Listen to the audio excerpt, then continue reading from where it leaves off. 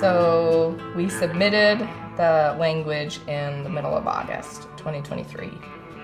And there'd been a lot of pre-work to get to that point, but that was really when it became real. We officially submitted to the Secretary of State. The Attorney General then reviews the language, and we had anticipated that there would be a desire to not put this on the ballot. Closed right now and votes being counted, and too close to call is something you're going to hear me say a lot over these next few moments. That's the story in Pennsylvania. Well, we're sitting in northwest Montana waiting for state results on some of our initiatives, of course, which is the top of my list. We had so much success when we could get in a room with people and let them ask questions about why we were doing this. We're sidetracked a lot of the time by our opponents. And I'm not getting a message back from Kendra, and she may be at one of the polling places, honestly. She's in Bozeman, so. But I guess we've waited for the better part of a year. I guess we can wait another evening. And so sort of everything we planned throughout anticipated that we were going to have to face the state in one and ultimately what ended up to be 3 separate lawsuits. I think for us, what we've seen from the numbers that we've looked at, polling numbers, is a kind of slow and steady progression, particularly on the open primary ballot initiative 126 until about 3 weeks ago, where we saw strong, well-funded opposition come into the state. The Attorney General released his legal review and said that CI 126 violated single subject laws. So it dealt with essentially too many different subjects in the Constitution, even though it all dealt with opening the primary system for voters. The work is pretty gratifying. The waiting is just waiting. When the Supreme Court released their ruling, overruled the Attorney General, that was a unanimous decision. And it was very exciting. It was going into Thanksgiving break, and so it was the first time where we had this huge sense of relief that this was actually moving forward. I've seen arguments to the Democrats that it'll help elect more Republicans, and I've seen arguments to the Republicans that'll help elect more Democrats.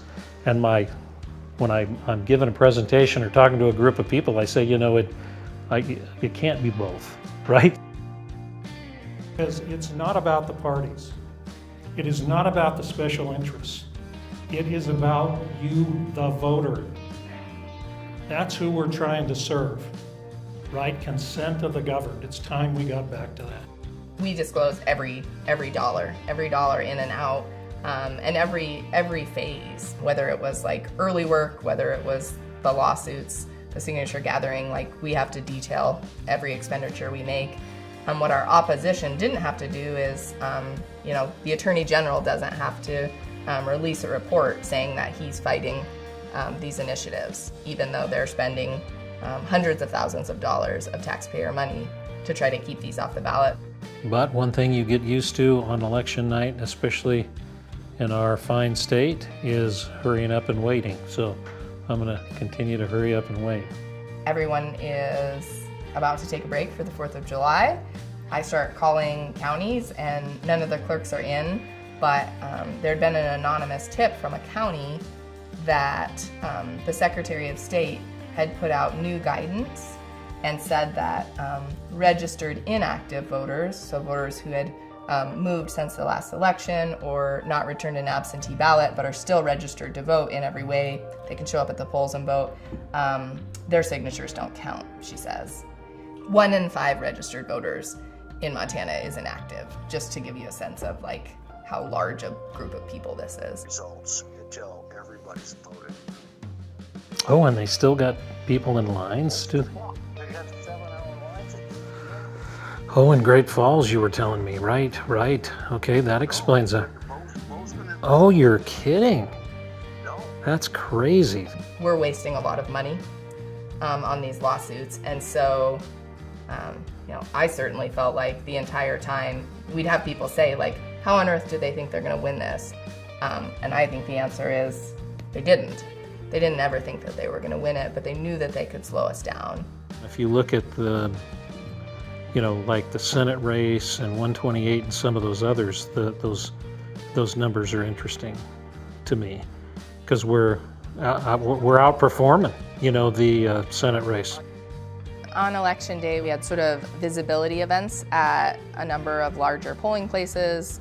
I was up at 5:30 and we were out and about until the polls closed at 8 because, it just felt like, wanted to feel like we'd left it all on the field. The Chronicle saying that Gallatin County Clerk and Recorder Eric blah, blah, blah, says he expects voting to continue until about 3 a.m. Oh, my word. Well, that's your answer right there. And that's Gallatin. Yeah. That's Bozeman. That's a huge chunk. So we aren't going to know anything till tomorrow. I'm going to have to ditch the hat and flannel on. I have to look a little more official tomorrow morning. When Gallatin finally posted and we knew we were going to lose, it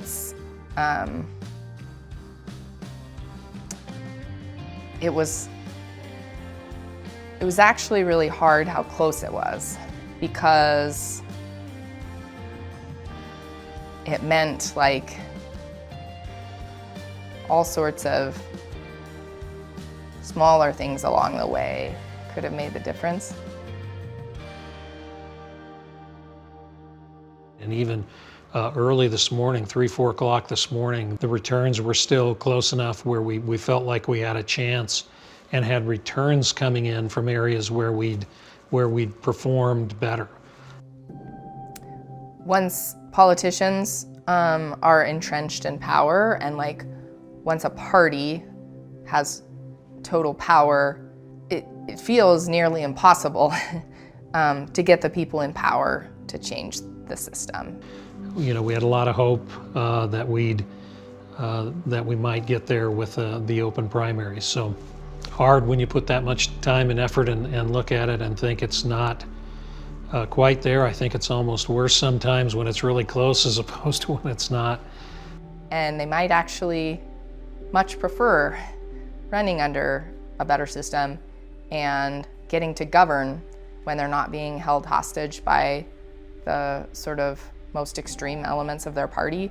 Like, even if those things are true, the inertia behind just like, once you have power, doing everything possible to keep a stranglehold on it. But man, I'm just so proud of our team, still believe in this mission, and when you're kind of finally faced with the fact that you didn't quite get there, it's always a little hard to kind of finish processing.